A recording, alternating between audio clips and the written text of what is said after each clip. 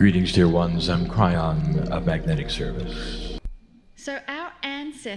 Então nossos ancestrais compreendiam a conexão a Gaia. E Gaia era sua professora para o Criador. Então estou sempre observando qual é a lição que Gaia quer que nós recebamos. Então hoje nós nos encontramos nos Açores, em uma bela ilha, e nós iremos para um mirante, conhecido como a Vista do Rei, porque a vista é tão impressionante. E, no entanto, quando nós chegamos lá, a vista era de bruma e nevoeiro, e não podíamos ver nada além daquilo. Há tantos ensinamentos apenas nessa única experiência. Tantas formas você poderia traduzir e interpretar esta mensagem. Uma delas relaciona-se com seu relacionamento com o Criador. Se nós usarmos o lago, a bruma e a vista como uma metáfora, o lago representa a fonte criativa, Deus. O nevoeiro representa o véu que obscurece o Criador. E o mirante é você como humano, ponto de vista. Então você passa pela vida e há aqueles que viram o lago com seus próprios olhos. Essas são as pessoas que tiveram uma explosão para a iluminação, ou que tiveram uma experiência de êxtase, ou tiveram algum tipo de experiência pessoal onde eles tocaram a face de Deus. Imagine-os retornar e contar a alguém: eu toquei a face de Deus, venha ver. Esta seria uma pessoa que viu aquele lago em um belo dia com sol e vindo para levar alguém para poder ver aquela beleza, como nós fizemos hoje. Alguns de nós nunca viram aquele lago. Nós permanecemos naquele mesmo lugar e dissemos: não é possível, eu não vejo nada. Aquilo não existe. O que você está me contando não é verdade. Eu não vejo com meus próprios olhos. Agora haverá outros que virão ao lago. Eles não veem nada, mas eles sentem que algo está lá. E então eles começam uma busca, uma jornada. E às vezes eles podem retornar àquele lago por semanas e semanas e semanas e nunca ver o lago exatamente, mas eles sabem e sentem que algo está lá.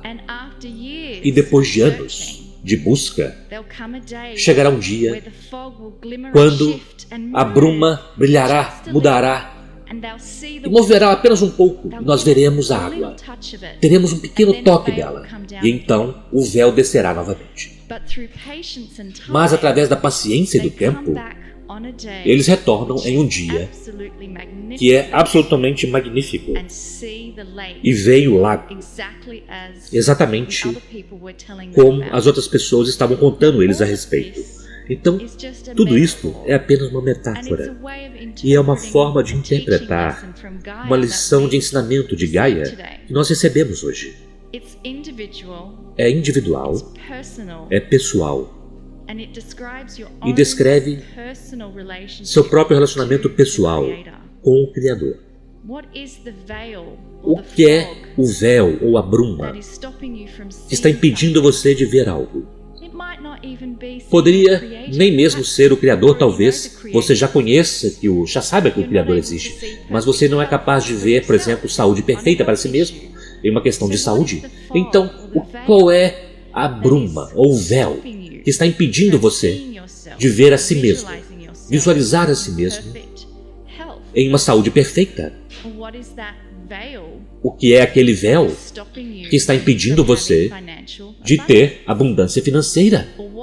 Ou o que é aquele véu que impede você de ter um profundo relacionamento pessoal.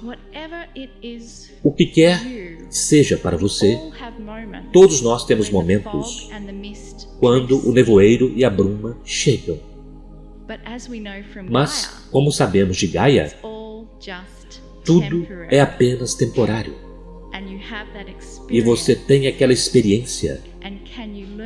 E você pode aprender daquela experiência e vê-la pelo que realmente é. Este é apenas um aspecto do que Gaia estava nos contando hoje. Há mais, mas eu quero que vocês descubram aquilo por si mesmos.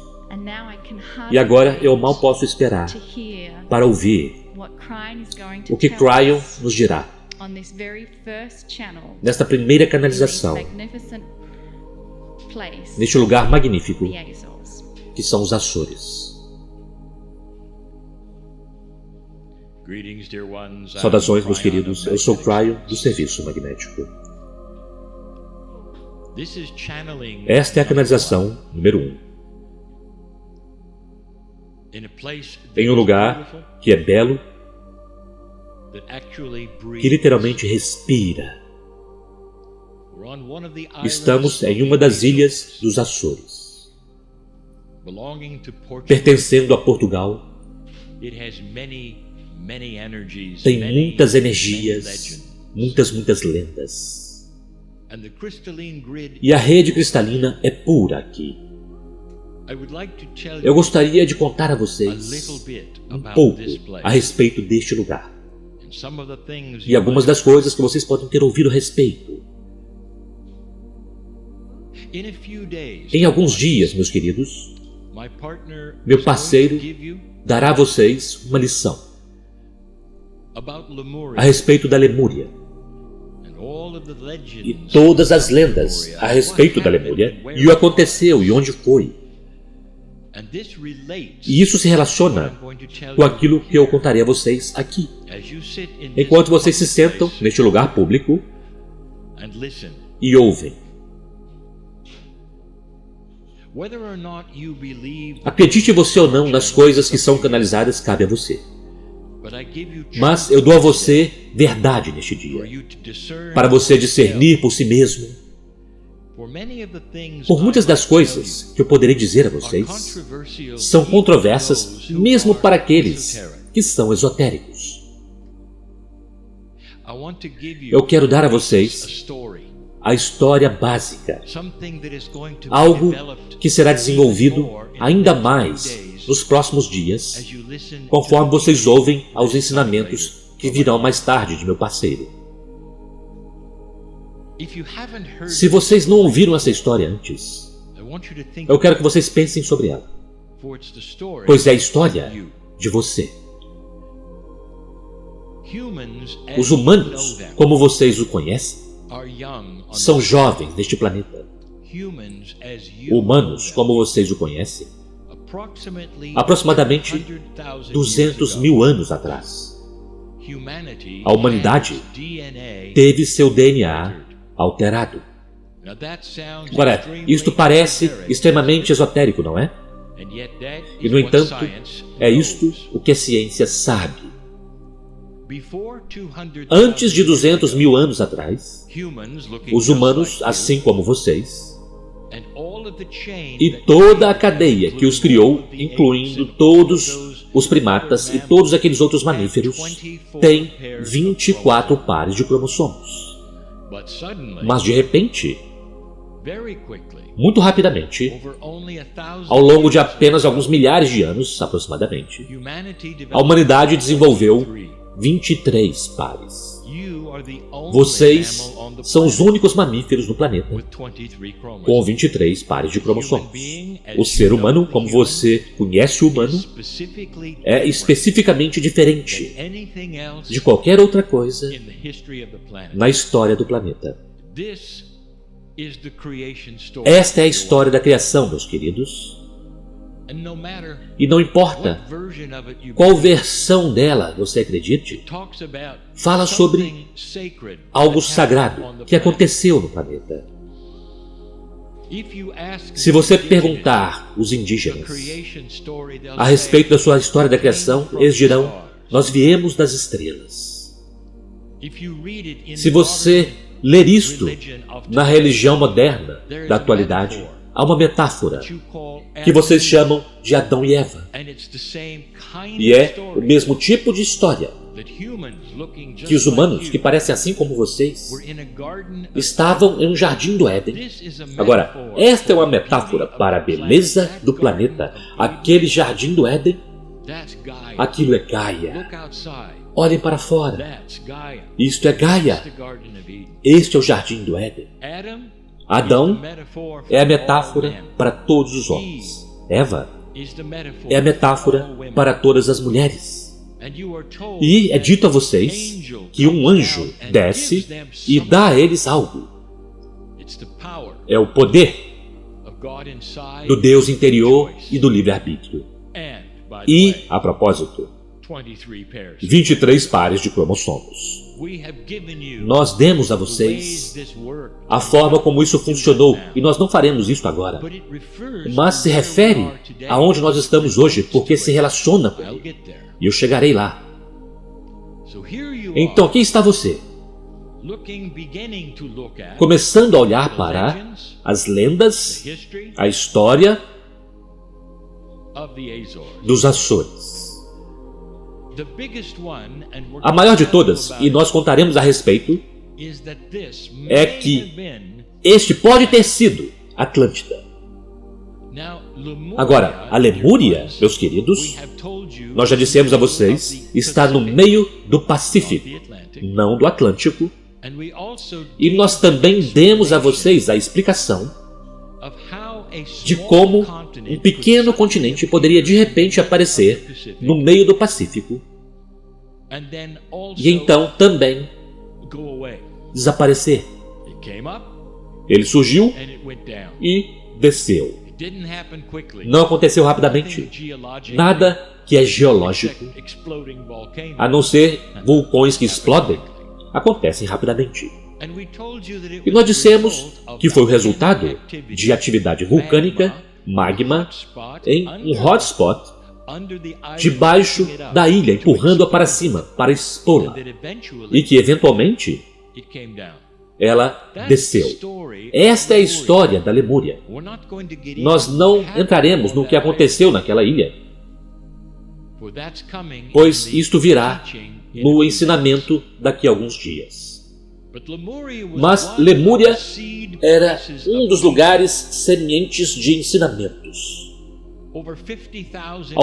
Ao mais de 50 mil anos atrás. E quando aquela ilha começou a afundar, e isso aconteceu, e foi tempo para aqueles lemurianos partir e entrar em suas canoas, eles foram por todo o planeta. Eles foram diretamente para o sul.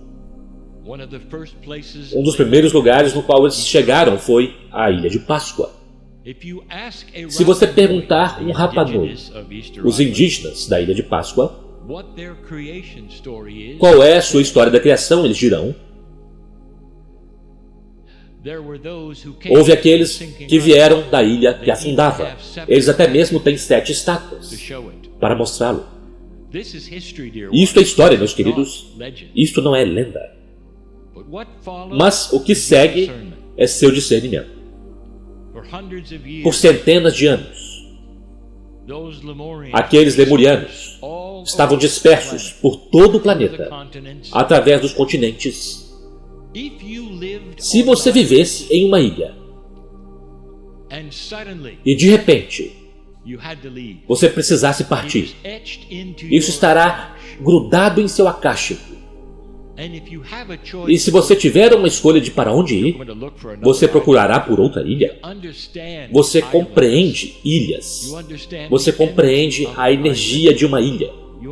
Você compreende a pescaria. Você compreende que a forma como tudo funciona. E mesmo depois de uma geração, isso permanece em seu acástico. E os ancestrais, até mesmo dos lemurianos, procurariam por ilhas, pois é aqui onde o seu melhor trabalho poderia ser feito. O que vocês têm neste lugar onde vocês estão são dois tipos de histórias. A história atual, a descoberta pelos portugueses e a história antiga. Eu chamaria isto de a história antes da história, pois houve muitas coisas aqui nesta ilha. Aqui houve os ancestrais, os antigos, meus queridos, e é sobre isso que eu quero falar. Quem eram eles? Agora, isso traz um tema sobre o qual eu falei anteriormente. Isso possivelmente poderia ter sido aquela ilha especial no Oceano Atlântico chamada Atlântida. Bem, isso depende de como você define a Atlântida. Pare por um momento e vamos perguntar a um filósofo chamado Platão onde esteve a Atlântida. E ele dirá a você, de toda a pesquisa, Atlântida estava no meio do mar Mediterrâneo e ela afundou. Na verdade, ele dirá que não afundou, que a água elevou-se quando a água começou a fluir para dentro do Mediterrâneo, tornando um mar cobrindo uma montanha, que era a Atlântida. Agora, vocês começam a perguntar a outros baseado em sua pesquisa e eles dirão, não, foi em algum outro lugar, ou em outro lugar. Quantas Atlântidas poderiam haver? Aqui é onde eu digo a vocês novamente. A humanidade é muito singular e linear. Na forma como pensa, ela tem a lógica da história. Eu falei sobre a síndrome da ilha que afunda anteriormente. Lemurianos, ao longo da história, encontraram ilhas onde viver. E aqueles lemurianos desenvolveram energias muito belas e sagradas em cada uma daquelas ilhas. E muitas delas afundaram, assim como sua ilha original, devido a principalmente atividade vulcânica. Olhem para os Açores e o que aconteceu aqui, muito recentemente, ainda é ativo em certas áreas, assim como o Havaí, que era a Lemúria, ainda é ativo. Há um hotspot debaixo destas ilhas, assim como há debaixo do Havaí, que criou a Lemúria. A lenda diz que este grupo de ilhas era, na verdade, essas 9 ilhas eram uma única área em uma época. Agora, assim não é exatamente como foi, mas é muito próximo. Parecia muito diferente e é uma combinação de movimentos de placas tectônicas, olhem onde vocês estão, e também o hotspot, que podia empurrar para cima através de magma toda a Terra. Isto uma vez esteve acima da água, onde não havia 9 ilhas, na verdade, era uma área muito, muito grande. E, adicionando a isso, meus queridos, o nível do mar nem sempre é como é hoje. Ao longo de milhares de anos, ele sobe, ele desce, 100 metros de cada vez. E eu direi algo mais a vocês daqui a um instante, para vocês refletirem. Esta foi uma Atlântida. Vocês ouviram esse artigo que eu usei? Uma Atlântida. Houve muitas. Mas esta, muito próxima ao continente, muito especial. E então as lendas estão corretas. Mas onde eles erram é o fato de que esta não foi a única. Colonizada por lemurianos, ensinamentos muito sagrados, nunca foi destruída, como na lenda, mas ao invés disto, o que vocês sentem aqui, que criou tantas mais lendas, foi a beleza da sacralidade, do ensinamento do amor. E ainda está aqui. É isso que a Atlântida, por toda parte, carrega. O resíduo da beleza do ensinamento da Lemúria, conforme se espalhou por todo este planeta. Este aqui é especial? Sim, estava acima da água. Sim, conteve uma maravilhosa energia. Aqueles que queriam viver nesta caldeira não querem ir embora. Pergunte-os novamente, por que você não quer ir embora? E em seus corações eles dirão, porque este é o coração. É aqui que eu quero estar. Eles estão sentindo o que eu acabei de dizer a vocês. Agora, aqui está uma outra coisa interessante. Vocês já ouviram a respeito daqueles que darão a vocês informações históricas e dirão, quando isto foi descoberto, estava deserto. Olha ao seu redor. O que vocês veem? Vocês veem muitos matizes de verde. Nenhum deserto. Vocês veem algo crescendo em cada superfície, mesmo se for feito pelo homem.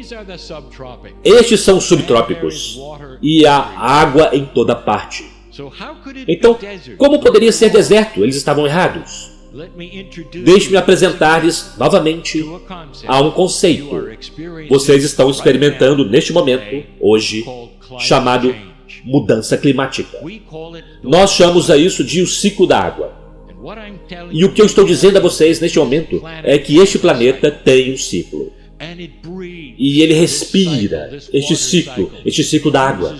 E ele usa a temperatura para fazê-lo. Ele renova o oceano, renova as plantas e os animais. É assim que a Terra funciona, meus queridos. Mas, para os humanos deste planeta, eles são tão novos que vocês nunca viram isso. Na verdade, não. Não de forma que vocês pudessem reportar e encontrar isso em seus livros. Vocês precisariam ter estado aqui como antigos, mas vocês podiam vê-lo, como está registrado nas calotas de gelo e também nos anéis das árvores. A Terra tem um ciclo. Uma vez, esta ilha e este grupo de ilhas eram desertas, e agora não são. O que isto diz a vocês? O planeta muda. A temperatura faz a diferença, os níveis de água vão para cima e para baixo. E vocês estão neste momento, conforme estão aqui, aproximando-se de uma outra mudança climática, onde a temperatura ficará mais fria.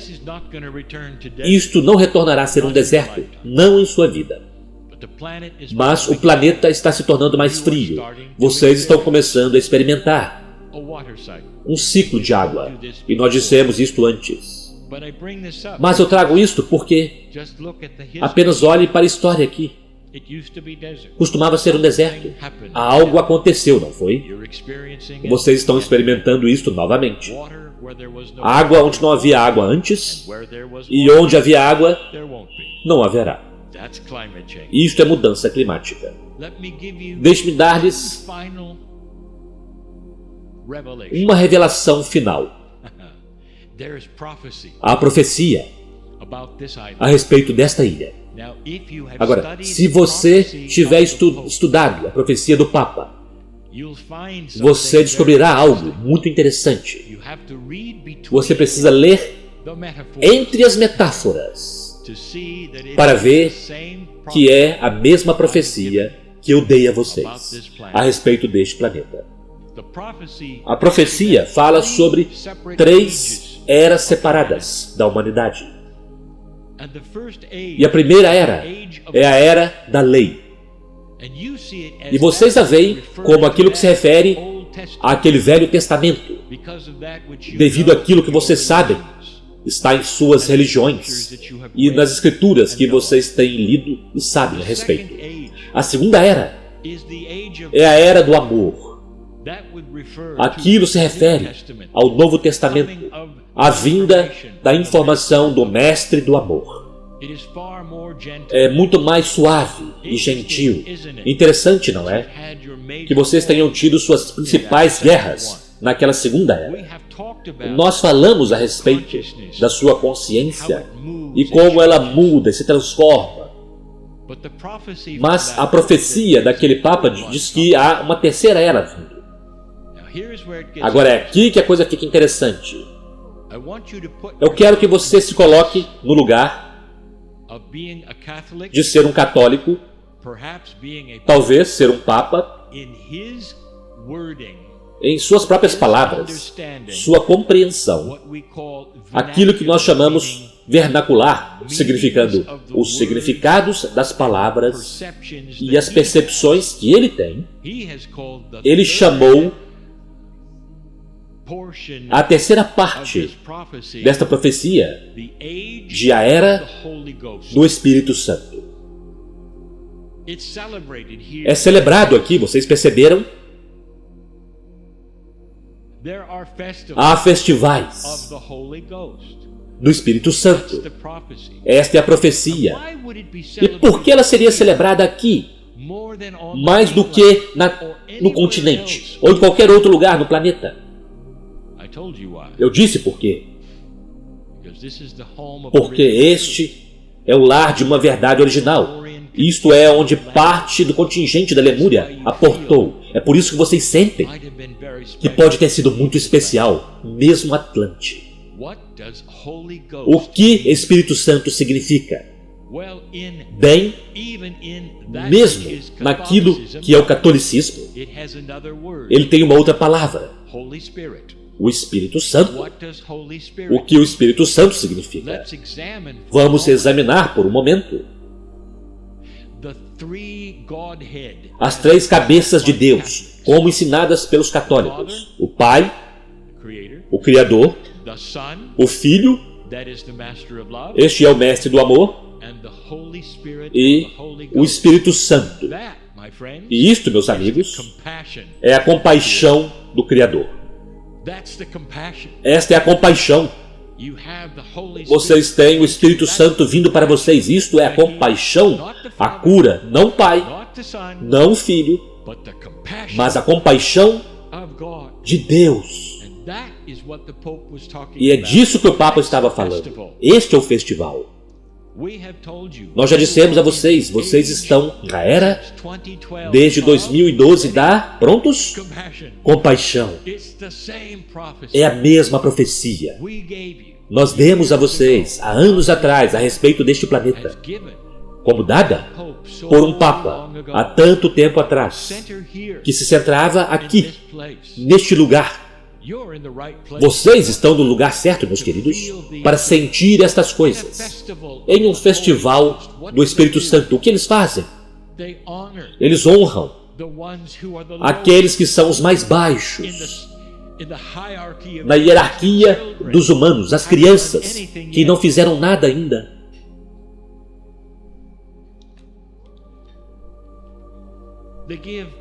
Eles dão aos pobres. Isto é compaixão. Eu espero que eu tenha dado a vocês alguma informação baseado em uma lenda, baseado em mitos que tem elementos de verdades puras. Novamente, vocês estão em um grandioso lugar. Nestes próximos dias, eu quero que vocês sintam este lugar e não apenas contemplem. Se for ofuscado pela neblina para vocês, eu direi por quê. Isso é o Espírito. Isso é o Espírito.